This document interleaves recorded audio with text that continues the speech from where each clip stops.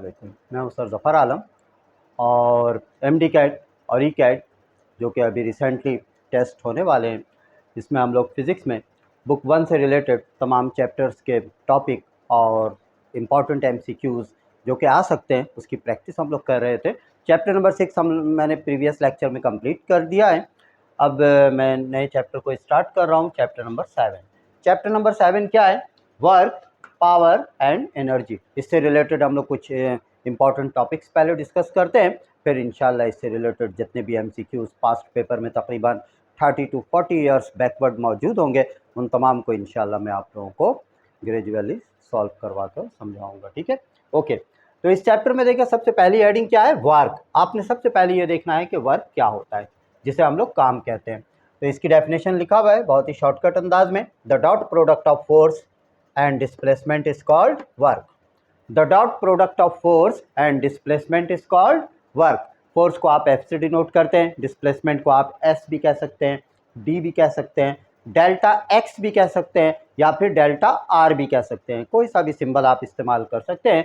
The dot product of force and displacement is called work done. Work done को आप capital D से indicate, capital W से indicate करते हैं, और जब आप डॉट प्रोडक्ट को हटाते हैं तो यहाँ पर क्या लिखते हैं? Cos theta.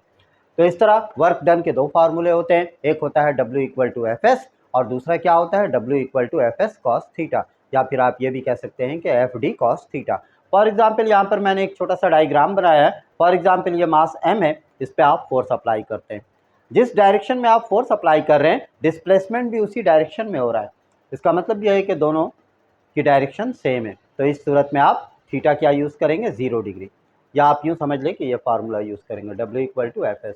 अब आप यहाँ पे ये देखें, एक व्हील का कंसेप्ट बताया गया है। इस व्हील में अगर आप इस डायरेक्शन में फोर्स अप्लाई करते हैं, इस डायरेक्शन में, तो ये इस डायरेक्शन में मूवमेंट करेगा। डिस्प्लेसमेंट एक्स एक्सिस पे हो रहा है। तो इस तरह आप देखें कि फोर्स एफ और एस, डिस्प्लेसमेंट, इन दोनों के दरमियान एंगल बन रहा है थीटा।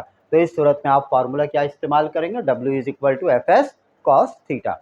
अब आप ये देखें कि what is the unit of work? The unit of work is newton metre. किस तरह बना? फोर्स की यूनिट होती है न्यूटन और डिस्टेंस की या डिस्प्लेसमेंट की यूनिट होती है मीटर, और इन दोनों को शॉर्टकट में क्या कहा जाता है? जूल। नेक्स्ट टॉपिक क्या है? एनर्जी। एनर्जी के बारे में हम लोग क्या जानते हैं? एनर्जी को उर्दू में तवानाई कहा जाता है। उर्दू में इसकी डेफिनेशन क्या होती है? काम करने की सलाहियत। काम करने की सलाहियत तवानाई कहलाती है। इंग्लिश में आप क्या कह सकते हैं? The ability to do a work is called energy. There are so many kinds of energy. Allah ताला ने इस दुनिया में लातादाद एनर्जीज़ को बिखेर दिया है, और ये तमाम एनर्जीज़ किसके बेनिफिट के लिए है? ये हम इंसानों के बेनिफिट के लिए। ठीक है, तो एनर्जी की डेफिनेशन क्या है? The ability to do a work is called energy. Energy की यूनिट क्या होती है? जो वर्क की यूनिट होती है वही एनर्जी की भी यूनिट होती है। The unit of energy is joule. चाहे वो किसी भी टाइप की एनर्जी हो, मैकेनिकल एनर्जी हो, काइनेटिक एनर्जी हो, केमिकल एनर्जी हो, सोलर एनर्जी हो, इन तमाम की जो यूनिट होगी वो क्या होगी? जूल। इसमें आपको कुछ कन्वर्जन याद रखना होगा। 1 जूल किसके इक्वल होता है? 1 न्यूटन मीटर। इसी तरीके से 1 BTU, ब्रिटिश थर्मल यूनिट, ये किसके इक्वल होता है? 1055 जूल्स के इक्वल होता है। ये MCQs में आ सकते हैं। इसी तरीके से 1 इलेक्ट्रॉन वोल्ट किसके इक्वल होता है? 1.60 मल्टीप्लाई 10⁻⁻19 जूल्स।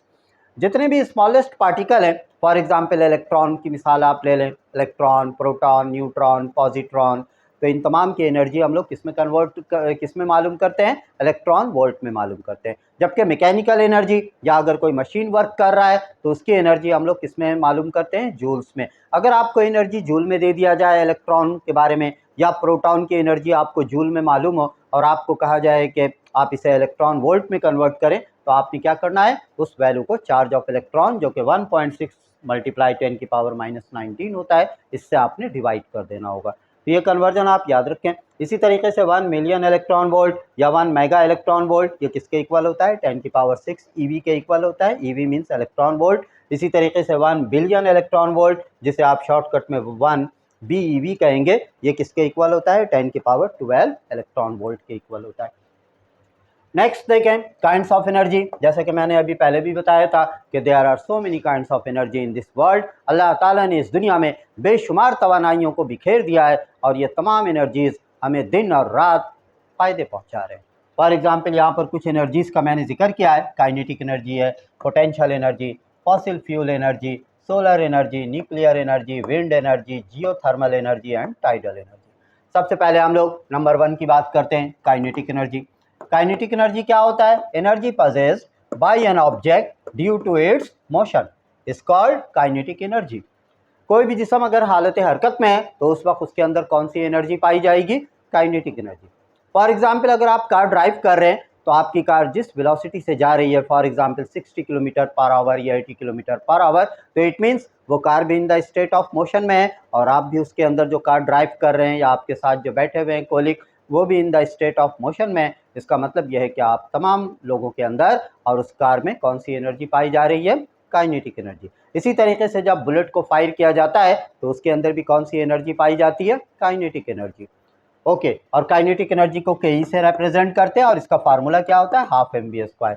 और एनर्जी किसी भी टाइप का हो, काइनेटिक हो, पोटेंशियल हो, केमिकल हो, सोलर हो, इन तमाम की यूनिट क्या होगी? जूल। नेक्स्ट एनर्जी क्या है भाई? Potential energy. The energy that a body possesses by virtue of its position is called potential energy। किसी भी जिस्म में उसकी पोजीशन की वजह से जो एनर्जी स्टोर हो जाती है उसे हम क्या कहते हैं? Potential energy. इसमें भी कुछ काइंड्स होते हैं। मिसाल के तौर पर अगर एक स्प्रिंग को टाइट कर दिया जाए तो उसके अंदर जो एनर्जी पाई जाएगी उसको हम कहेंगे इलास्टिक पोटेंशियल एनर्जी। अगर हम किसी चीज़ को बुलंदी पे रख देते हैं तो उसके अंदर भी पोटेंशियल एनर्जी पैदा हो जाएगा और उसे हम क्या कहते हैं? Gravitational potential energy. ठीक है, तो किसी भी जिस्म में उसकी पोजीशन की वजह से जो तवानाई स्टोर हो जाती है उसे हम क्या कहते हैं? Potential energy. पोटेंशियल एनर्जी का फार्मूला क्या होता है? P = mgh। m means mass of body, g constant value है 10 मीटर पर second square surface of earth के लिए, और हाइट का मतलब यह है कि आप उसे ज़मीन से कितनी बुलंदी तक ले जाते हैं। जैसा कि हम लोग जानते हैं कि किसी भी जिस्म को ज़मीन से जितनी ज़्यादा हाइट पर हम शिफ्ट करते चले जाएंगे उसके अंदर पोटेंशियल एनर्जी भी क्या होता जाएगा? बढ़ता जाएगा। फॉर एग्जाम्पल अगर आप एक शीशे की ग्लास को फर्स्ट फ्लोर से जाकर ड्रॉप कर दें तो वो यकीनन ग्राउंड पे पहुंचकर टूट जाता है। लेकिन अगर उसी टाइप के ग्लास को अगर आप 4th फ्लोर या 10th फ्लोर पर जाकर अगर आप ग्राउंड की तरफ ड्रॉप कर दें तो आप ये देखते हैं कि उसके ज़्यादा पीसेस बनते हैं ग्राउंड पर आकर। इसका मतलब ये है कि हाइट के बढ़ जाने से पोटेंशियल एनर्जी में भी क्या हो जाता है? इजाफा हो जाता है। ओके, नेक्स्ट देखिए आप, fossil fuels energy. Fossil fuels are remnants of plants and animals which died millions of years ago। Fossil fuel energy के बारे में साइंसदान तमाम इस नज़रिए पर मुत्तफिक हैं कि आज से लाखों साल पहले जबकि इस दुनिया में अल्लाह ताला ने इंसानों को नहीं भेजा था, उस वक्त इस दुनिया में डायनासोर्स की हुकूमत थी।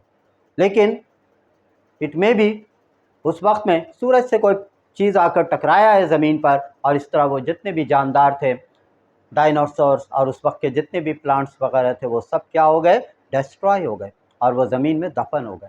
अब जब वो लाखों साल, हज़ारों साल ज़मीन के अंदर दबे रहे तो उसके अंदर केमिकल तब्दीली पैदा हो गई और उन केमिकल तब्दीली के नतीजे में आज हम लोग जो पेट्रोल इस्तेमाल करते हैं या जो भी गैसोलीन और दूसरी चीज़ें इस्तेमाल करते हैं, कोयले वगैरह की कानें दरियाफ्त होती हैं, तो यकीनन वो किसी बहुत ही रिमोट पास्ट में कोई प्लांट्स वगैरह होंगे या जंगलात होंगे जो कि ज़मीन के अंदर क्या हो गया था? दब गया था और उससे वो चीज़ें बन गई हैं।